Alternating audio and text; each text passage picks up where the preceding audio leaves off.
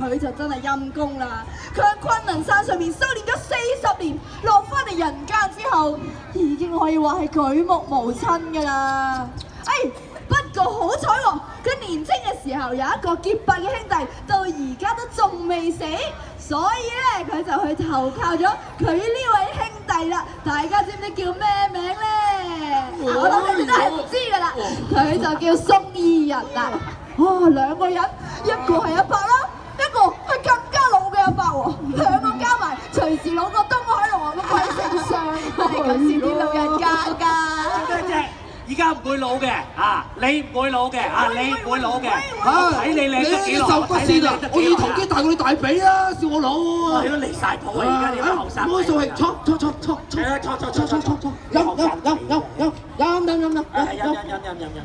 飲阿芝啊，估唔到我哋40年冇見啊，都竟然可以撞得翻，呢啲係2個字有緣。哎呀，就係好彩咁有緣咋！如果唔係啊，我今次翻到嚟潮哥啊，我挺瞓街喺啊，真係。唔好客氣我記得咧，你就話阿元始天主交代咗任務俾你，不過可惜啊，未有頭緒啊。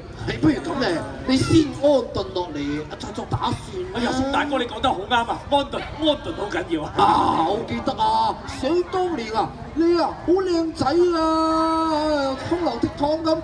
不過而家70啦，我仲未娶妻啊。你講咩啊你係？我咧識得有個4個字。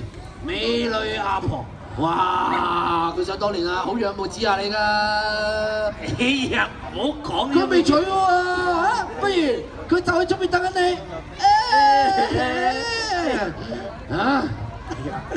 美女阿婆啊，美女阿婆。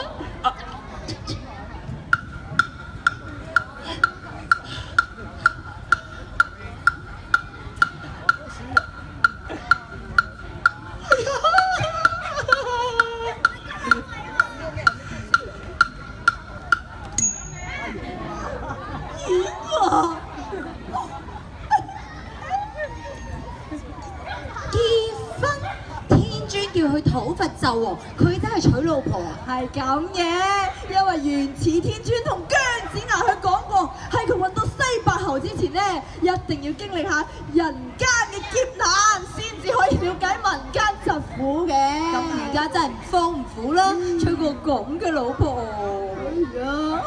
佢哋結咗婚之後啊，生活仲好愉快添喎。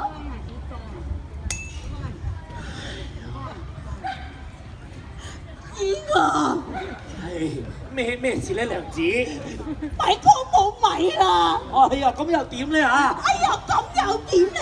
你一日到黑淨係識睇兵書有乜嘢用啊？你啊，快啲出去揾嘢做啦！揾嘢做？我40年喺個昆崙山。